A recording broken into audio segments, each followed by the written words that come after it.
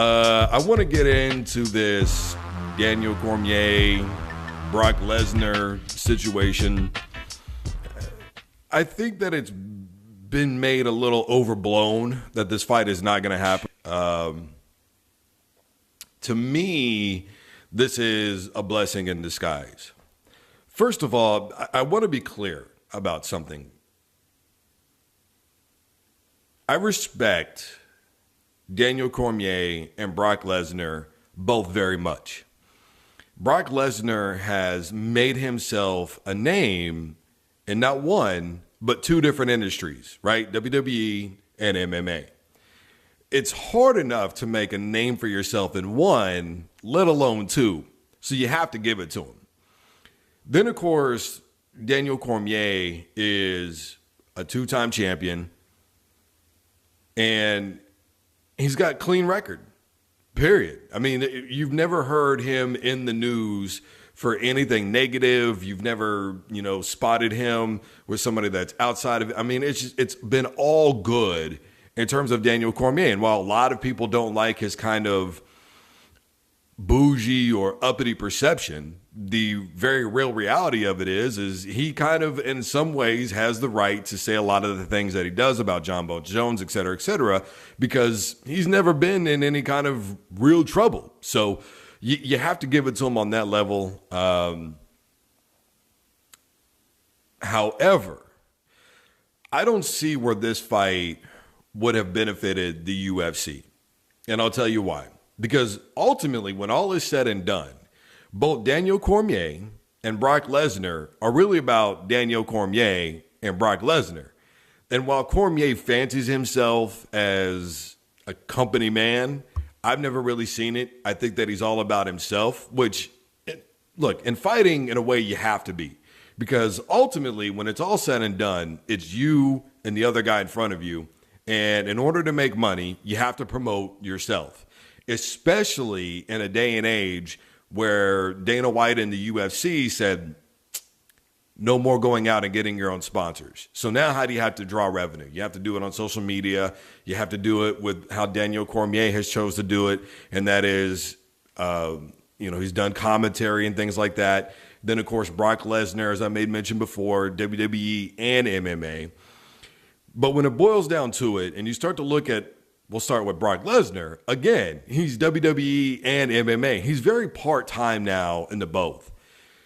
And when you look at everything as a whole, I don't know that it would be good for Brock Lesnar to walk around carrying a belt. Because let's say this was his last fight. Let's say he takes a fight and then it's his last fight. He's a champion, and then what? He's going to have to drop the belt. Somebody's going to come along, and we're going to have another interim situation, which there are far too many of those going on in the UFC right now. And I've talked about that situation ad nauseum, and it has become apparent that they really don't want to do anything to change it. So there's really no point in wasting my breath anymore as far as I'm concerned.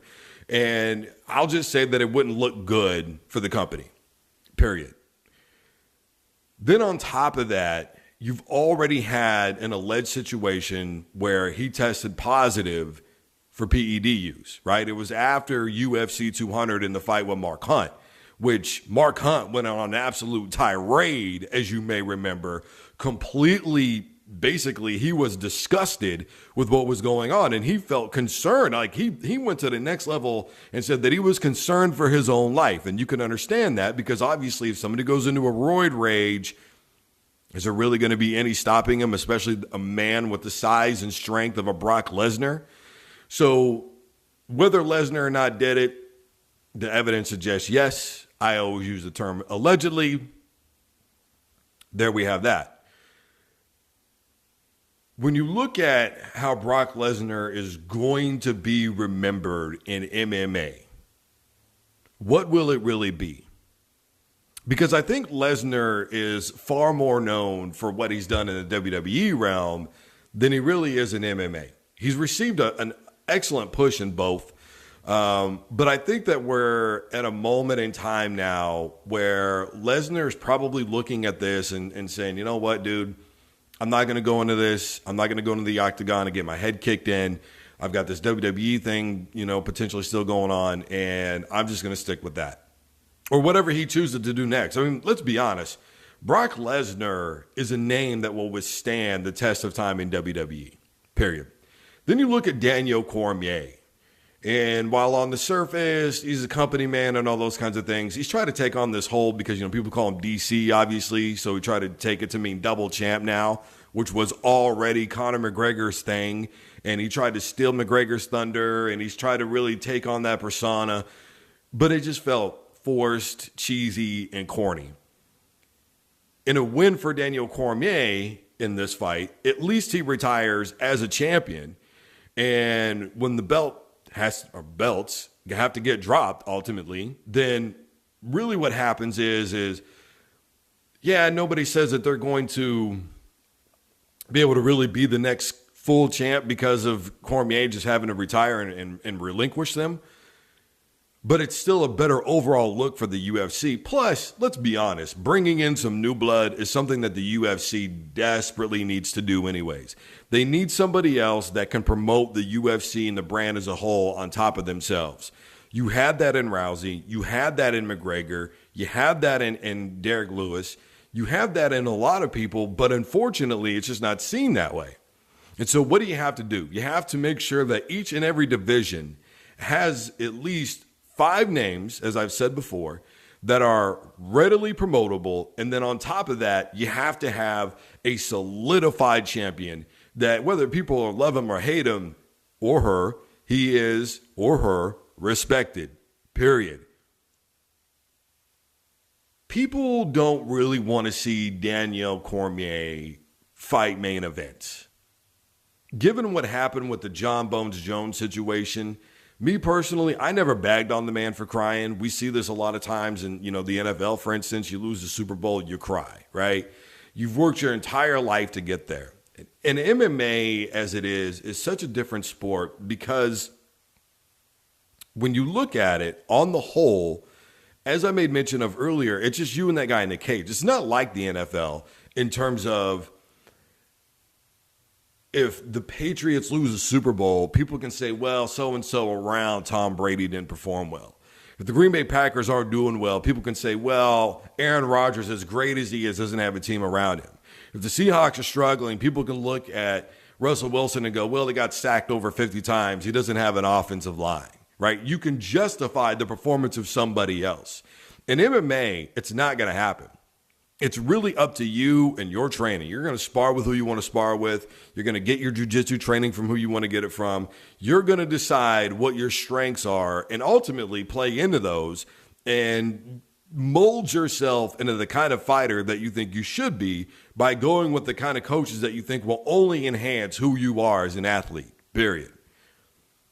And so with that, Daniel Cormier versus Brock Lesnar, to me, would ultimately end up being probably a really boring fight. Not that wrestling and groundwork shouldn't be a part of MMA, because it is, and on some levels it's very entertaining. But I don't think there would be enough balance in that fight. So when you don't have that balance and you don't have any of that, kind of old Chech Congo, like what we saw with him, right? When we don't have that anymore, then the fights kind of lose everything. And I think this fight would lose its meaning ultimately. And Daniel Cormier is already teetered with the idea of retiring. And then Brock Lesnar was going to be his last fight. And then it was going to happen. And then it wasn't going to happen. I mean, this thing has been going on for over a damn year now. And it's good that we finally put this baby to bed, because it's annoying. It's time for all of us, I think, to move on. Lesnar's wanting to move on. It's time for the UFC to move on. Ultimately, how long can you hold on to a fighter's name? The lifespan is short as it is. And when it comes to fighting for titles, you're going to get 2 shots at the most, as we've seen pretty much in MMA, and that's really going to be about it. And if you lose the belt, you're probably going to get one more shot after that. And if you don't succeed there, you're never going to get a title shot really again. Dana White has been very clear in how he handles people getting title opportunities. If Ronda Rousey came back tomorrow, I can promise you she would not be slated for a title fight. It wouldn't happen.